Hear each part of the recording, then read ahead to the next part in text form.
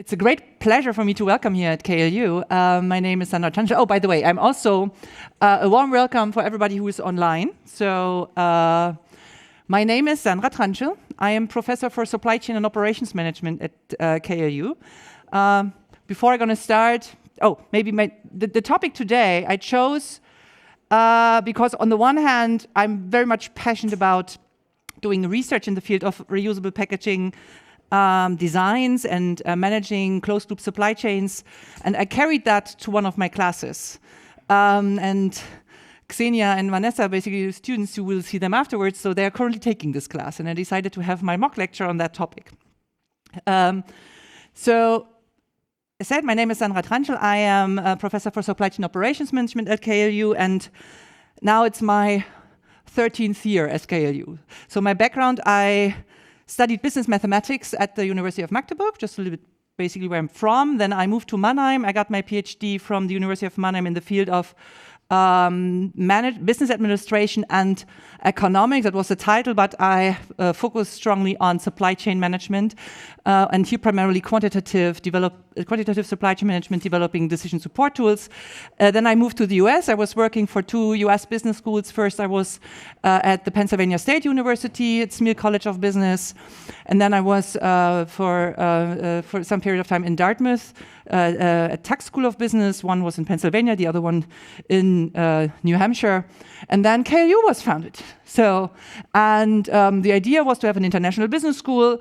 The main language should be English, focusing on logistics. I said, great, that's a perfect fit. And I was applying here. Then I started in September 2011, and you might know then KLU was actually founded in 2010. So we were still basically 2 blocks close to the Spiegel building on 1 floor. So we started more or less with 2 lecture rooms, 25 students. So since then I'm here. Research-wise, I am looking a lot on supply chain planning, and here strongly on how to manage inventories in supply chains, right? You can imagine retailers, they have to decide how much to stock, how many boxes of cereals do they need to have in the stock, how they should replenish to minimize costs, to provide availability. Here, and my 3 focus areas are specifically on supply chain collaboration, especially in the interaction between different firms in the supply chain, a retailer and a supplier, for example. And another specialization is on fresh food and food supply chains, right? When managing perishable products that deteriorate is much harder than planning maybe inventory of a chair, because you can keep that and you can sell it also next week and the week after, what you cannot do with fresh produce. And more now in the field of closed-loop supply chain, specifically reusable packaging. I come back to that. Teaching-wise, I'm teaching on all levels. At KLU, I realize I'm quite flexibly usable, so I was teaching various classes in our Master of Science programs, demand planning, inventory management, logistics systems. Currently, I'm teaching warehousing and intralogistics. So with this operations, supply chain warehousing background, inventory management background, I can cover various classes in the field of supply chain. In the bachelor, having also mathematics background, I was teaching several years, the first year mathematics for business and economics. So students normally like that very much when they come, right? So it's challenging from both sides. My goal was always to also show them why mathematical concepts are needed and where they are applied. And I think nowadays, with having more and more data analytics, so the development in technology, firms can track more and more data. It becomes more and more important also to apply them with a good sense of understanding some methods. And in the MBA, I teach a course called Decision Analysis, which is on supply chain collaboration. So, but to that talk, I think you all agree with me, we have a tremendous waste problem, right? So I think we have that in the news regular. So we, in our society, especially in the developed world, it's pretty convenient, basically, to buy food to go in a disposable package, to eat it and to throw it away. Probably you also sometimes think about, you don't feel well to throw it away, but of course, if you stay there and you have to decide between maybe something that you have to return or something that you can throw away, the easy one is sometimes still the one that then people pick. But I think we as a society, we have to develop in the future a more sustainable way of how we use our resources. And of course, now I'm from supply chain, I look at that very often from a more operational supply chain logistics perspective, meaning how can we implement these systems also cost efficiently and effectively and workable? Because we have several systems there. Of course, we all want to do it good, but we need to do it good that it also is affordable for everybody. Companies can work with such systems, and that's a little bit my view on that. And plastic specifically, right, this is a pretty convenient product. So starting where it basically came up as a packaging material in the 1950s, and you compare that in the past, or since 2020, it's now 24 years, we basically produced more than 50%, almost 60% of the stuff which is whatever produced and used as plastic. So, and if you would project that in the next 20, 30 years, we know this cannot basically go in the same way. So it's clear, right? Plastic is a nice material, it's very versatile, it's very light, right? We know that when you have to think about buying a glass bottle, your mineral water maybe in a glass bottle compared to a plastic bottle, it's easier, right? If you have to carry it home, it weighs a lot. But we need some alternatives, right? And especially in the for especially the food and drinks to go. And I have to say, I'm with my research and this teaching, I have a special eye on it. And the first thing where I bought here my cappuccino, and I saw, well, that is something, if I propagate that, of course, then we as KLU should also live this. I already communicated this, but it's a good example that, of course, the guy who basically sells the coffee there here, for him, having this bike, well, how should he do this with a reusable one? He would have to take the dirty ones back, have to clean it. Okay, and for him, also it's probably, if not affordable cost-wise. But for us as KLU, if we want to basically host such an event, for next time I'm thinking about, okay, maybe we should then get some reusable cups and see whether we can do the cleaning operations, right? The operations, this is effort, this is costly, but I think for such an event, we should be able to do this. So that's what's on my goal list for the next events. But we already have several initiatives and startups coming up with solutions, right? So here are just a few examples. There are many, many more. I'm working with a society called der Mehrwegverband, Reusable-Packaging Society, where they try to push these things forward. And that's actually a question. So how does it work? Right? For example, here, you might here recup. This is probably the one which is most popular. These green cups. So you can when you buy a coffee, you get this cup. You pay €1 deposit, and then you can return it to all coffee places. They also have that system. And you have others. Vital, also McDonald's has this. And one reason why all of these have now these systems, since last year, I come back to this in one of the next slides, there's a new law in Germany, it's ein Mehrwegverpackungsgesetz, a reusable packaging law, that restaurants must offer a reusable version next to a disposable version. That's the reason why we have all this. However, just having this law, which basically requires restaurants to have it, doesn't mean we use it as a society. So that's currently the big issue. And that's the thing. My question, I have a Mentimeter question because I'm really curious. So I have two Mentimeter questions related to reusable packaging. The first one would be, have you ever heard about any of these systems, right? So are you aware of having this, that we basically can use it? So there's this Mentimeter code 48386746. If you can briefly sign up. I know we also in the classrooms are more used to. I need to use more these new technologies, right? This is sometimes I forget, but it's also good to see you all. 5 years, okay. Okay, well, right. Okay, the awareness is there. 11, let me see how many. 14. Okay, that's all good. Let me wait a bit. 16, 18,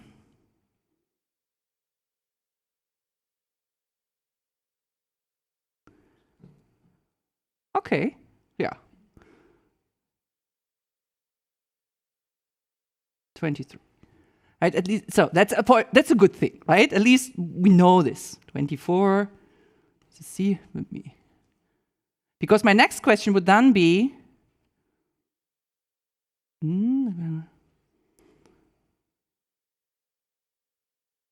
have you ever used? And I mean here a reusable one which you can get. So we also have the possibility to bring our own cup, right? That's something which is also which is allowed by some restaurants. Not all of them allow them. Right, you see that's already okay. Look, so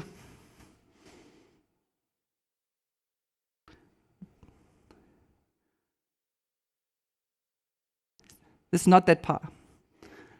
Right, you see this, so and that is what we actually also see right now in our society, that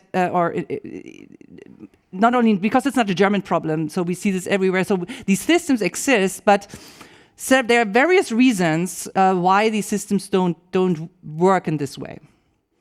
Let me go back. So take a look at the time, and. Well, we see that basically these reusable packaging systems exist for coffee and food to go, but we see also already other startups coming up with solutions in other areas. For example, there's a startup called Dodge. They invented a glass bottle for oil. So for olive oil, currently I think most oils that we basically buy them from a supermarket, and this normally glass, and we put it in a glass container. That is the one we can basically return to a supermarket. Of course, they're quite small. Currently, they're only collaborating with this few organic stores. But their idea was also to move oil to basically start selling oil in a reusable bottle instead of just disposable glass bottle. We have various startups in an e-commerce business. I think e-commerce is such an easy way, right? I just ordered something last week when you think, oh, you have done this paper and you throw it away. So basically you can roll it. Basically, when you get your package, you can roll it, basically put it back in the mailbox, and then they is returned to a sender. And another startup actually from Hamburg, Zero, they try to develop reusable packaging systems for cosmetic products. And the person who started this startup, in order to show investors that these things work, they came up with the first product, Simi, it's a soap. So they have several others. You might have seen it in Butni and Edeka. They have collaborations, and now they're scaling these things all over Germany. So these are all possibilities to change now products from a disposable version to especially packaging, from a disposable package to a reusable package. And for packaging, it's very problematic because who wants to pay for the package? Right? We want to pay for the product typically, but typically package, right? This package is something we don't care so much. But there are several reasons, or we see several also legal initiatives pushing these reusable system more. On the one hand, on a European level, there's a new regulation currently under projection. It's called PPWR, product and packaging and packaging waste regulation. So they're trying to set up regulations on the EU level. We have in Germany this law since early January last year, this reusable packaging obligation to offer reusable packaging problems. We have in the Netherlands, there is since July this year a law that you have to basically pay a certain fee or taxes on your disposable products. In France, very interesting, and Luxembourg, restaurants must use reusable plates and cups for in-house dining. And when you say restaurant, of course, you get normally a normal porcelain plate, but thinking about also McDonald's and Burger King's, right? If you eat inside, it must be reusable, not disposable. So they have to really think about how to change their logistics and supply chain systems, because that needs to be cleaned. And to see some more specific one, you may have heard about this, Tübingen, because basically taxes on reusable products is a local tax. So every city can decide on a tax. And Tübingen, with Palmer being the mayor, they have since 2022 also a packaging tax. One of the restaurant chains was trying to sue them, and they went to the court, and they won in the first time. But now, basically in the second round, the city won, and they have this tax in place. But you already can see that the amount of waste in the city reduced. They have some more income. Right, it's kind of an incentive to use reusable instead of disposable. That's a debate of how useful this is. Of course, it costs some money for somebody has to pay the tax, but we as a customer have the possibility to decide for a reusable version, and then basically we would be tax-free. But there's one German example in one city, and the question would be, well, where are we, and what are good initiatives? But of course, we have reusable systems in various ways already in Germany for many, many years, right? We all know I think Germans like to drink beer, and beer must be sold in a glass bottle. I think that's the reason. We have already the reusable glass bottles for beer and beverages. So this pearl bottle is most common one. And what do? We all know, we are aware, well, we buy them, we bring them back to the supermarket, put them in those reverse vending machines. They're getting back to the producer. Well, as a customer, we normally don't care, right? We put that then in, and then that's it for us. As a logistics person, a supply chain person, you think, okay, what happens afterwards? What are the processes, right? Because the idea would be, when this works for these products, why doesn't it work for the others, right, that I just presented? The others are really new startups. So, and that's a little bit the goal I had in this research, and also to bring it now into the classroom. Right, so the pearl bottle, that's the most common and most prominent one in Germany. So many beverage producers are using these bottles. You can basically jump on that pool, then you can use that type of bottle. You have to fulfill certain standards, and the goal would be to use that bottle as often as possible. Right, these circles, how it goes. Right, it's basically when you return it back. It was basically the bottle is basically the blue circle. Basically, they sell it to a retail channel, customer buy it. Then, when it is consumed, you return it to the retail channel. The producer gets then this product back, the bottle back. They clean it, refill it. In case a bottle breaks, they basically have to then rebuy the bottles. And the idea is really to reuse it as often as possible. Right? And here we look at what are the logistical processes behind basically the scene, behind the curtain when we as a customer return it, what happens afterwards, and what can we learn from these existing closed loop supply chains and reverse logistics processes, and how can we basically transfer that knowledge to these coffee and food to go packages, right? That's the idea, right? To understand what is important. Well, first, the product design.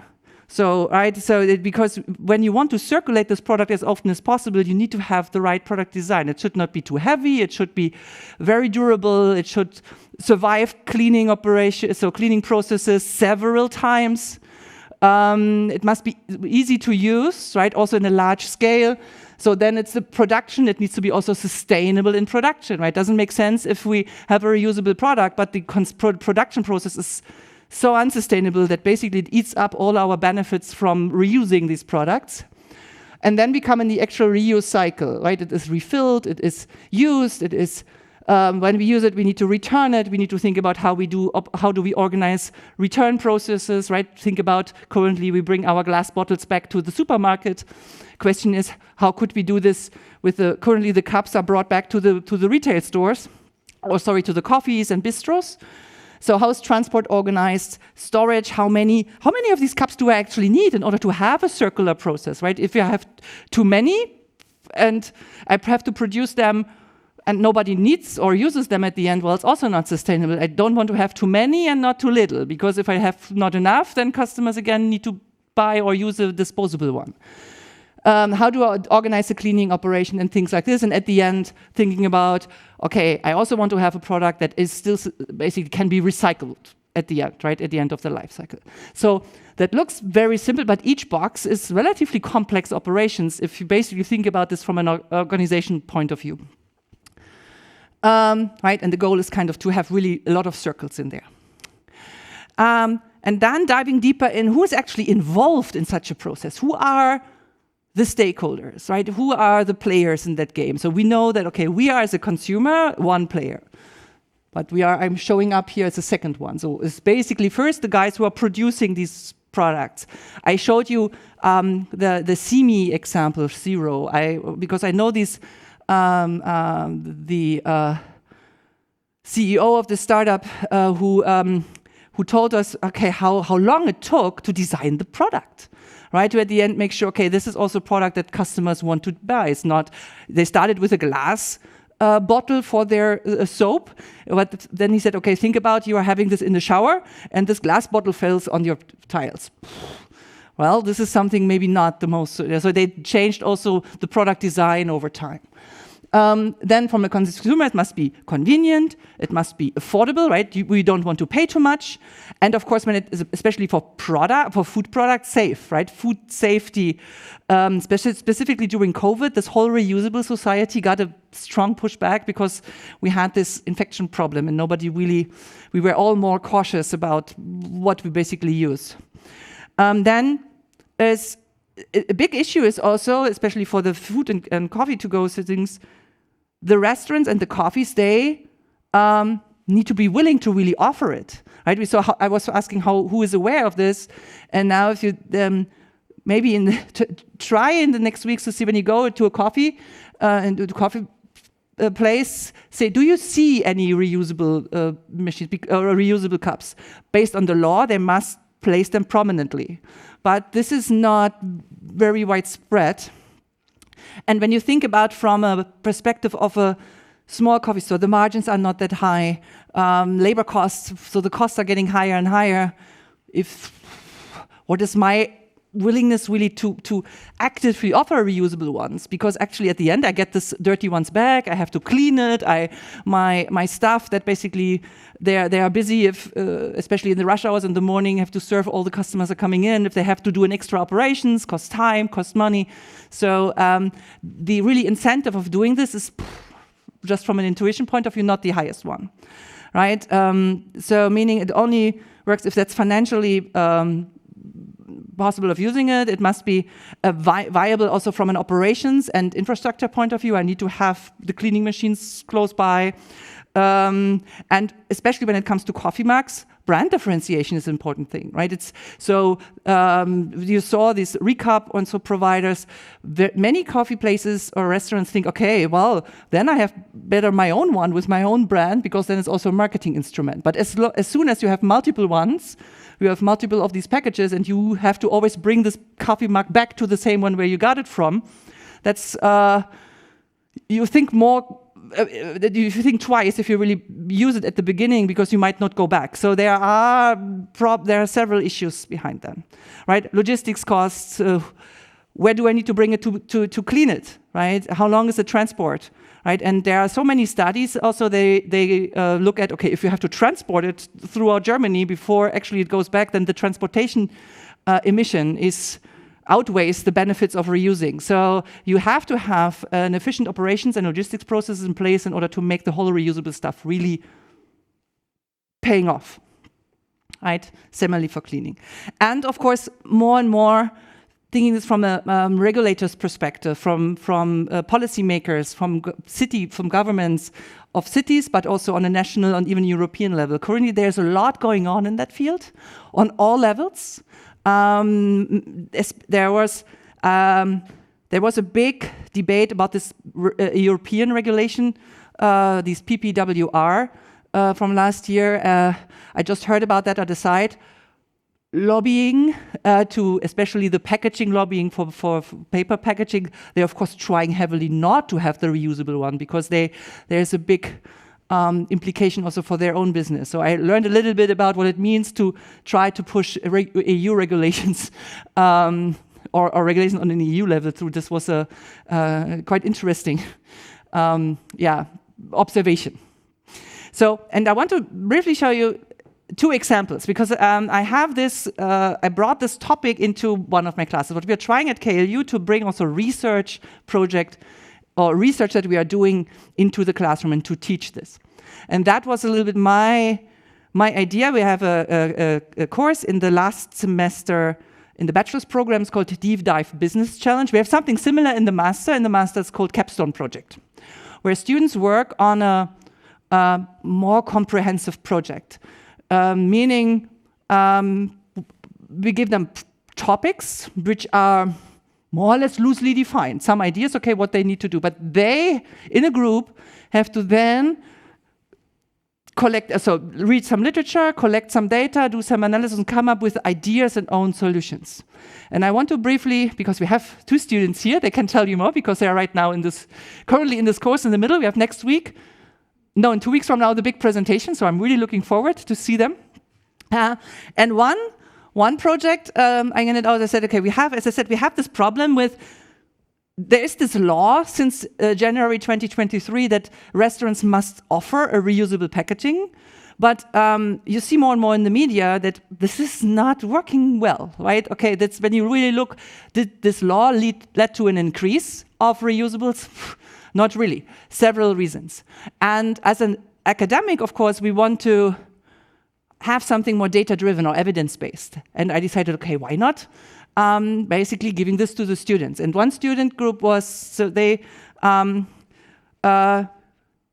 should analyze, why do restaurants or coffee places struggle with implementing this law? What's their view, right? It's not that we want to finger point. I also would like to get a better understanding on their operational issues, because I think these things need to be solved. And students were basically analyzing the barriers and hurdles of really actively implementing this role, what kind of additional costs that would cause to them, or effort and all other things, right, to get a better view on their restaurant side and what students were doing based on literature and some analysis. I gave them some pre-readings, but they also did a lot of literature search on their own.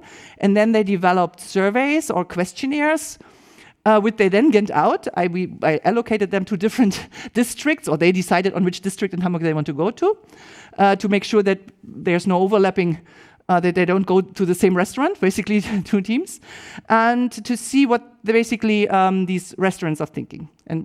And they now, basically, based on their data collection, they now do also scientific data analysis based on what type of data they collected and how they collected the data. And I'm curious to see. I have some pre-information, but the main findings I will get not before the 8th of March, where we have the final presentation. And the second project I want to introduce is more, right? Because this is a course for all bachelor programs, a mandatory course for all bachelor students. However, you have heard we have in the bachelor different specializations, and some are more international management, some are more sustainability, some go more into supply chain, and some have more this quantitative focus. And also me, I'm coming from more mathematics. I wanted to also basically have projects for students who would like to develop more their programming, modeling skills. And this is the second project on. So I was doing a pilot together with startup called Cookie. They're coming from Switzerland. They are developing inventing these reverse vending machines for cups, for mugs. And in a pilot, what we planned in Munich was, when they have these reverse vending machines, where should they place them in a city? Let's say let's think about city of Hamburg, and maybe the city provides support on building up such a network. What would be good places to place such a reverse vending machine for coffee mugs? Right, so that should basically, because when we have that, the idea is having an easier return. Basically, for us as a customer, we can easier return these empty cups, and it's also basically cheaper, and the effort is less. The willingness to get a reusable cup up front is also higher, right? So, and basically, this group is developing a mathematical model. It's an optimization model. I also taught mathematics, I think the same group, and management science is the technique called, developing mathematical and optimization models to optimize locations. Right, and that's why it's a little bit screenshot. This is a model, basically needs to be first modeled or developed analytically in a specific way, and then they implement that also.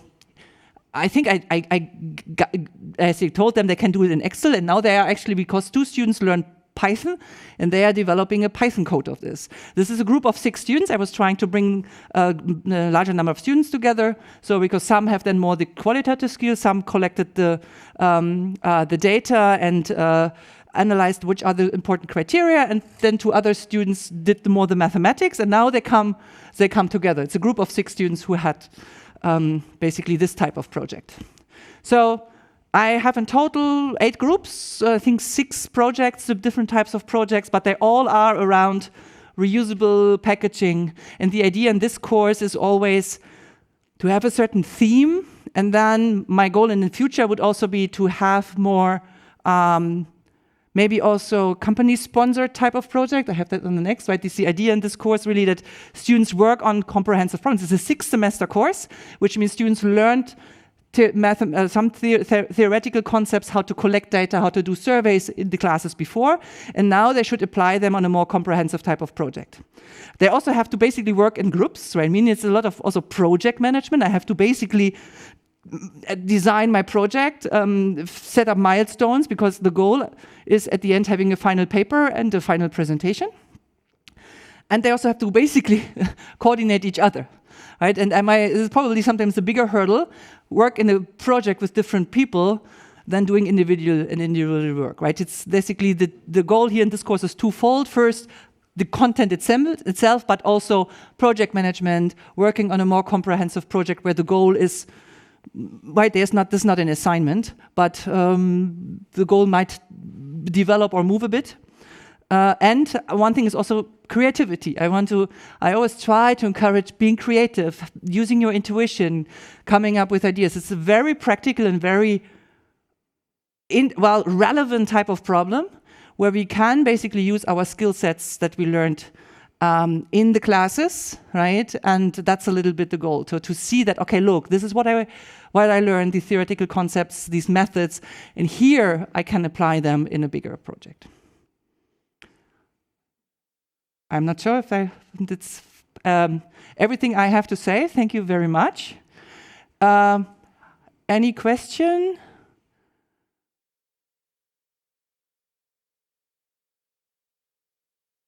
Okay, then I wish you a good remaining day, and I hope I see many of you in September.